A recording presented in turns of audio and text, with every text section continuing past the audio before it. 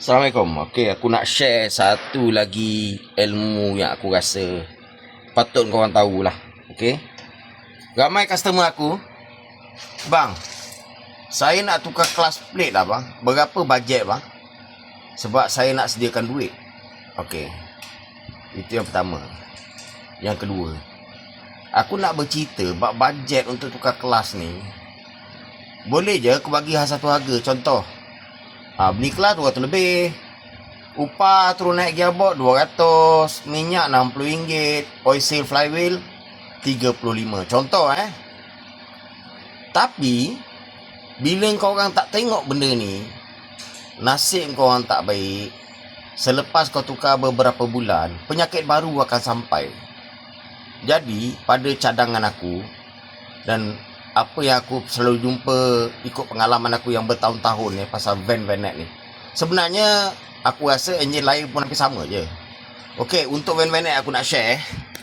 So, bila aku turun je gearbox ni, aku pun tengok benda ni dulu. Nampak kat situ ada karat So, bila aku korek bump, dia dah tembus. Aku pun bagi tahu dekat owner. So, aku pun buka. Korang tengok Ini dia panggil water jacket. Water jacket ni dia duduk kat atas sekali, dekat head, saiz 40mm. So dia dah reput dah. Mungkin sebelum ni owner tak perasan air dia selalu kurang, sebab dia dah mengalir kat sini slow.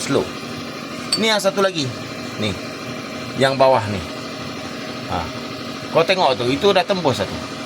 Dia dah berjerawat, tapi kita tak sedar sebab dia duduk dekat belakang gearbox. Kau turun gearbox baru kau jumpa benda ni.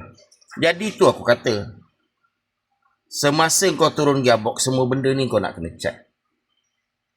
Padahal tak mahal mana pun, cuma kerja dia lah agak renyah sikit. Yang pertama, kau kena tebuk ni, buang air dia, ataupun kau buang air dulu daripada tangki radiator. Tapi kalau macam aku tak, aku buang air dulu kat sini. Ni aku tadah ni air pakai tangki ni. Aku tadah air. Tu gearbox kat situ dah Aku dah turun gearbox. Nanti semua seal gearbox tu aku akan cek sekali jalan, termasuklah seal ni. Sebab kalau kau abaikan semua seal ni, apa yang akan berlaku? Selepas beberapa bulan ke, kita tak pasti keadaan seal ni semua. Ini seal ni biasa orang tukar, sebab dia akan keluarkan clutch, dia akan jumpa seal ni. Tapi ada 2 seal lagi yang selalu orang terlepas pandang. Okey, nanti aku sharekan lagi berkenaan dengan benda ni lah. Jadi inilah sedikit perkongsian kat aku. Nanti aku akan bersihkan lubang tu, lubang water jacket ni. Aku akan masuk water jacket yang baru ni. Ni water jacket yang baru. Aku pakai Cooper Yang satu saiz 50mm, yang atas tu saiz 40mm.